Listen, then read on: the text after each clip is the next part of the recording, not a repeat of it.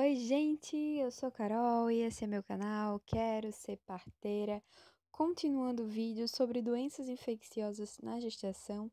O vídeo anterior a gente viu a parte de infecção urinária, aqui do Manual de Gestação de Alto Risco do Ministério da Saúde. Agora a gente vai ver a parte das pneumonias na gestação.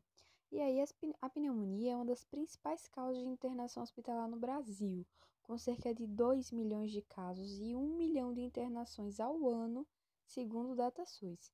Habitualmente, a pneumonia não é tão frequente nem tem evolução tão grave na gestação, apesar de aumentar o risco de parto prematuro e baixo peso ao nascimento. Fatores de risco em grávidas são asma, uso de corticoides e anemia. Os agentes mais frequentes costumam ser os mesmos da pneumonia comunitária na não gestante. O pneumococo, o Mycoplasma pneumoniae, a clamídia Pneumoniae e Haemophilus influenza, e menos frequentemente a Legionella pneumophila e os vírus influenza e varicela, além da pneumonia por aspiração.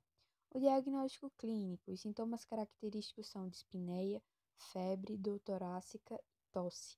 Embora comumente possa haver retardo no diagnóstico pela interpretação inadequada de sintomas respiratórios comuns na gestação normal. Ao exame físico pode haver estertoração, taquipneia e taquicardia. O diagnóstico diferencial deve incluir a pielonefrite, embolia pulmonar, edema agudo de pulmão, apendicite, cardiopatias, em particular a estenose mitral. Na propedêutica ciliar, é usado o raio-x de tórax em exposição posterior-anterior, que deve ser realizado com proteção abdominal e, apesar de ser conclusivo em apenas 40% dos casos, estabelece o diagnóstico com mais firmeza. Não há justificativa para não realizá-lo, uma vez que a dose de radiação é mínima e inócua para o feto. É uma das dúvidas, né, que a gestante tem se ela pode fazer o raio-x.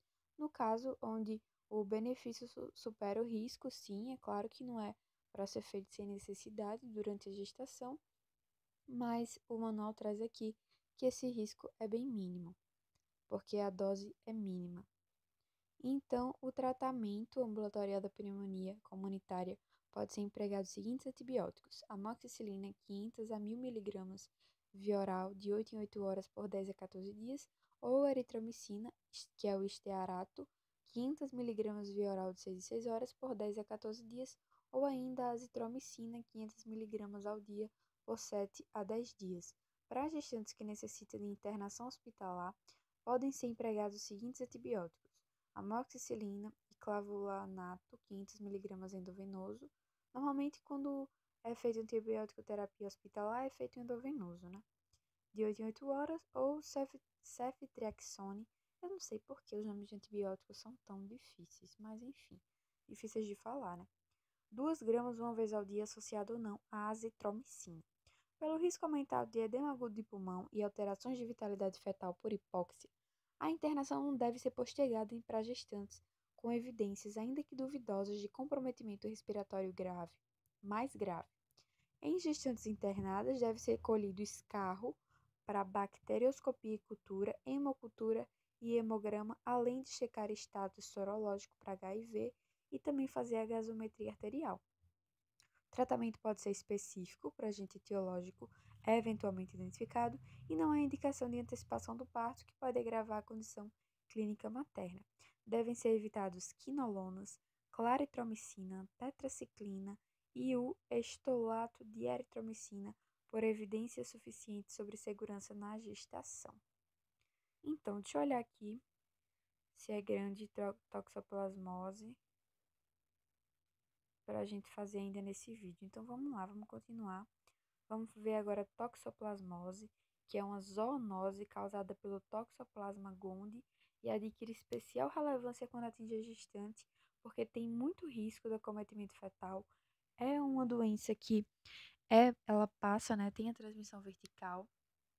E aí, entre os agravos anatômicos e funcionais decorrentes da toxoplasmose congênita, podem ser descritos restrição do crescimento intrauterino, a morte fetal, prematuridade e ou manifestações clínicas e sequelas como microoftalmia, lesões oculares, microcefalia, hidrocefalia, calcificações cerebrais, pneumonite, hepatoesplenomegalia, erupção cutânea e retardo mental.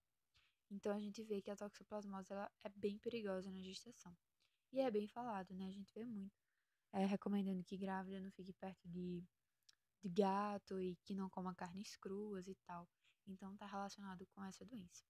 E aí a maioria dos casos de toxoplasmose pode acontecer sem sintomas ou com sintomas bastante inespecíficos. Por isso que é feito o rastreamento, né, de toxoplasmose. Na primeira consulta já é pedido para saber se a mulher tem, né, os anticorpos, seja IgM ou IgG, porque normalmente ela não tem muitos sintomas. E aí, mesmo na ausência de sintomatologia, o diagnóstico da infecção aguda na gravidez se reveste de importância e tem como principal objetivo a prevenção da toxoplasmose congênita e suas sequelas. Embora exista consenso sobre o real benefício do rastreamento universal para a toxoplasmose, o Ministério da Saúde recomenda a realização da triagem sorológica, principalmente em lugares onde a prevalência é elevada. O objetivo principal do rastreamento é a identificação de gestantes suscetíveis para segmento posterior e o segmento visa a prevenção da infecção aguda por meio de medidas de prevenção primária, e também a detecção precoce, visando prevenir a transmissão fetal e também proporcionar o tratamento caso haja contaminação intraútero. Recomenda-se a triagem por meio da detecção de anticorpos da classe IgG e IgM na primeira consulta de pré-natal, como eu falei, uma vez que o diagnóstico é eminentemente laboratorial, sendo que para IgM deve ser usado um método enzimático de captura com boa sensibilidade e especificidade.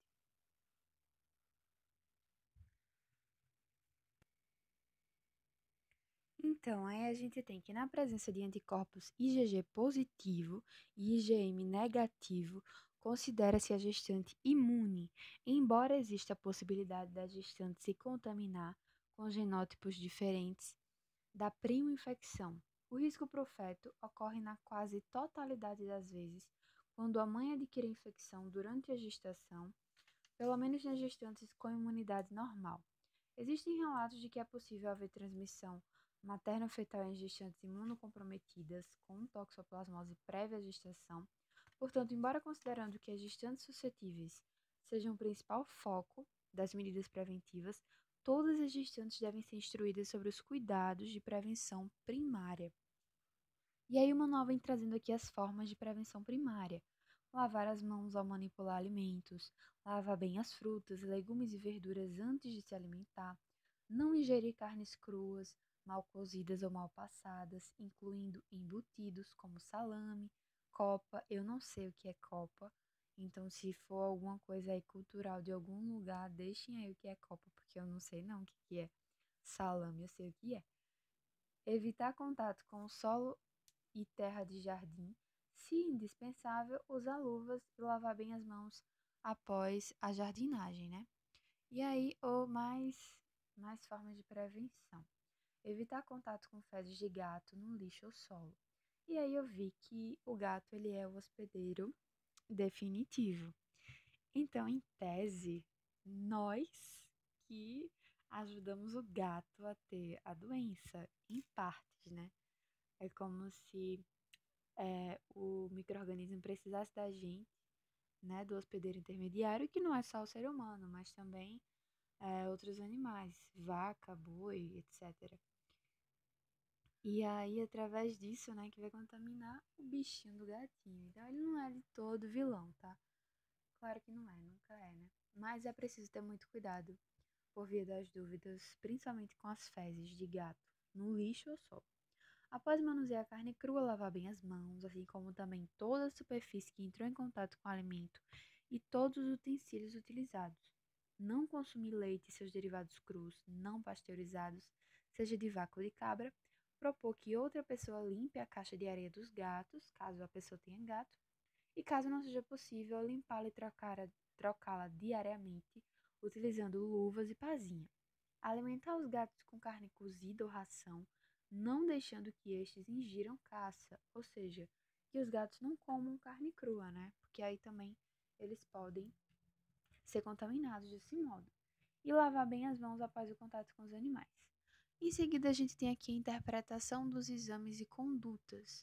E aí tem um quadro que ele manda ver no final do capítulo, mas ele fala aqui que se a gestante suscetível for proveniente de região de alta endemicidade, ou seja, que tem muitos casos, né, de toxoplasmose, ela deve ter o rastreamento adicional com a pesquisa de IgM-IgG a cada 2 ou 3 meses, com método enzimático, e para poder detectar, né, se existe essa infecção aguda durante a gravidez. E aí, nessa viragem sorológica, o aparecimento de anticorpos IgG ou IgM, notadamente o IgM, porque o IgM ele significa infecção recente, deve-se iniciar imediatamente o uso de anticorpos de espiramicina na dose de 1 grama, que são 3 milhões de unidades, de 8 em 8 horas. Então, assim, existe tratamento para a toxoplasmose. É muito importante fazer esse rastreamento, fazer esse diagnóstico precoce e fazer o tratamento dessa gestante. Aí você vai repetir o exame na mesma amostra de sangue em laboratório ou kit de referência padronizado. Caso o exame tenha de ser repetido em outro laboratório, o sangue deve ser congelado para o transporte. E aí os laboratórios devem saber esse procedimento. Confirmada a infecção aguda antes da 30ª semana, deve-se manter a espiramicina nessa mesma dose, de 8 em 8 horas, via oral, até o fim da gravidez. Se a infecção se der após a 30ª semana, aí vai fazer o tratamento tríplice materno, que é pirimetamina, sulfadiazina e ácido folínico, que é imprescindível para a prevenção de aplasia medular causada pela pirimetamina. Aí ele fala ainda que a espiramicina não atravessa a barreira placentária, tem efeito de impedir ou retardar a passagem do Toxoplasma gondii para o feto, diminuindo ou evitando o acometimento do mesmo, e não está indicada quando há certeza ou mesmo probabilidade muito grande de infecção fetal. Por exemplo, quando a gestante adquire a infecção após a 30ª semana. Nesse caso, está indicado o tratamento tríplice, que atua diretamente, né, com o feto, certo? E aí, tem algumas coisas sobre algumas particularidades da toxoplasmose que eu vi lá no Resende e eu fiz um resumo. Deixa eu pegar ele aqui rapidinho, que ele tá aqui numa pasta, a minha pastinha dos resumos, tá? Deixa eu ver se eu acho ele aqui.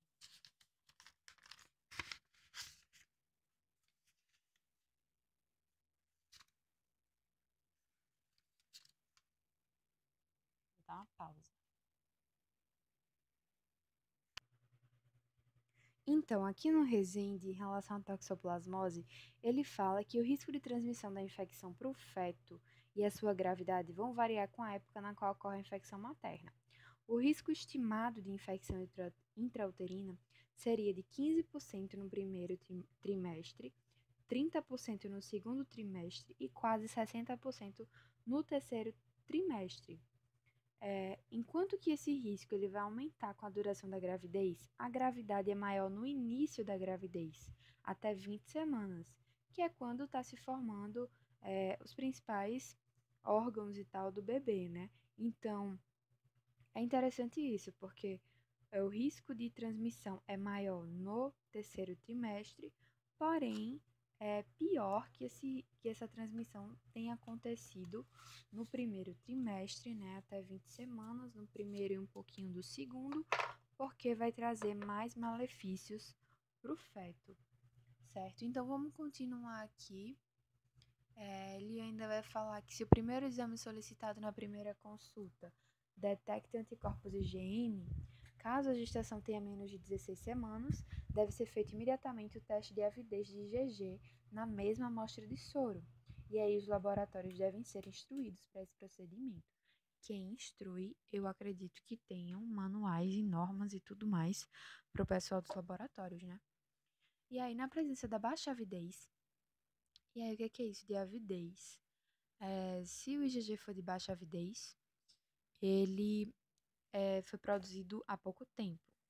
E se for de alta avidez, ele foi produzido há muito tempo. É como se fosse a eficácia dele. Deixa eu só ver aqui que...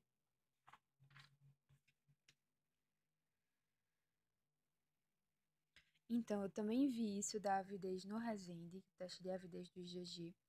E aí é isso mesmo, se for menor que 30% é baixa avidez, e isso significa que a infecção foi recente, com menos de 3 meses a menos de 3 meses. Se for de 30 a 60, é indeterminada, o teste é inconclusivo e se for maior que 60% a avidez do IgG, é uma alta avidez e tem infecção antiga, mais de 3 meses. Então, assim, o que é importante esse negócio da avidez é para você saber se a gestante pegou a toxoplasmose quando já estava grávida ou antes de ficar grávida, porque, como eu falei, se foi no primeiro trimestre, logo que ela engravidou no começo da gestação, então tem muito risco de ter o acometimento fetal, né? E aí, na presença de autoavidez, deve considerar diagnóstico de infecção antiga, não havendo necessidade de tratamento nem de testes adicionais. É importante sempre prestar atenção para a especificação de validade dos kits, para o bom desempenho dos testes, isso aí não cabe a nós, né? E aí, os exames realizados após 16 semanas de gestação, não há necessidade de teste de avidez, pois mesmo uma avidez alta não descartaria infecção adquirida durante a gestação, embora possa ser útil para ajudar a determinar a época em que ocorreu. Então, a questão da avidez é muito isso, né? Determinar a época em que ocorreu a infecção, que vai ser muito importante. E como eu falei, na autoavidez falava que foi uma infecção adquirida há mais de 3 meses. Aí, no caso, com 16 semanas, já tem 4 meses de gestação, né? Na aproximação. E aí, não daria para saber se foi mais de 4 meses ou menos e tal. Então, por isso que ele falou essa questão aí. E aí ele fala aqui, né, que é importante lembrar que em algumas pessoas a avidez permanece baixa por mais tempo e não sendo a avidez baixa uma certeza de infecção recente. Então ainda tem essa questão, né, que de pessoa para pessoa vai variar o tipo de anticorpo que ela produziu. E aí é engraçado que quando a gente vai estudando assim tantas coisas, a gente vai ligando e lembrando de uma coisa e de outra. Então, falando nesse negócio de IgG, eu me lembro muito agora da questão da doença hemolítica perinatal, que eu acho que eu já postei vídeo aqui sobre isso e que influencia muito essa questão do IgG, né? Faz muita diferença porque é o IgG que vai passar na segunda gestação e que vai causar a doença. Enfim, eu acho que tem um vídeo aqui, vocês já procurado, doença hemolítica perinatal, algo desse tipo, tá o nome. Então vamos lá. E aí tem que ser notificado. Tem aí dizendo a observação, né? Notificar a vigilância epidemiológica os casos de toxoplasmose aguda na gestação, conforme as diretrizes do Ministério da Saúde. E aí o diagnóstico. Como é que é feito esse diagnóstico de infecção fetal? Na presença de infecção aguda materna, deve ser investigada a possibilidade de infecção fetal através da pesquisa do Toxoplasma gondii no líquido amniótico. O melhor exame isolado para esse diagnóstico é a reação em cadeia de polimerase. No líquido amniótico, que pode ser feito a partir da 18ª semana de gestação, a PCR comum pode ter muitos falsos positivos e falsos negativos, sendo indicada atualmente apenas a PCR em tempo real. Embora o exame ecográfico só diagnostique as complicações de toxoplasmose fetal, lideradas por hidrocefalia, calcificações cerebrais, ascite fetal e alterações de ecotextura hepática e esplênica, está indicada a ecografia mensal nos casos de infecção aguda da gestante, pois a presença de sinais anormais pode determinar a mudança do tratamento da espiramicina para o tratamento tríplice, né? Porque vai variar muito. Se já passou para o bebê, não adianta dar a espiramicina, como a gente viu lá em cima. Então, gente, esse vídeo já tá ficando bem longo, já vamos chegando em 19 minutos agora. Eu vou deixar a segunda parte de toxoplasmose para o próximo vídeo e também já vou gravar a doença seguinte do manual, tá? Então, eu espero que vocês estejam gostando dessa série de vídeos de doenças infecciosas. É o que eu tenho mais dificuldade para estudar, é o que eu estou estudando agora. E, assim, é muita coisa. Então, tem que ser estudado mesmo, de várias fontes, para que a gente vá tentando assimilar tanta informação, né? Assim, beijos pra vocês, até a próxima. Quem tiver interesse, segue lá no Instagram e no Facebook também. Quero ser parteira. E é isso. Tchau!